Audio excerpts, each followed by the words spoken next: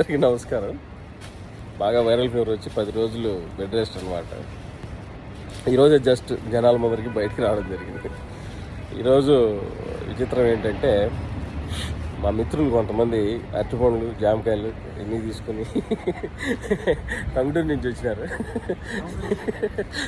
అంటే online friends వేరు, soulmates వేరు ఉంటారు కదా. అసలు అలా సోల్మేట్స్ అంటే క్లాస్మేట్స్ అనమాట. సో ఒక్కొక్కరికి చూసినా తెల్లగడ్డలు వచ్చిన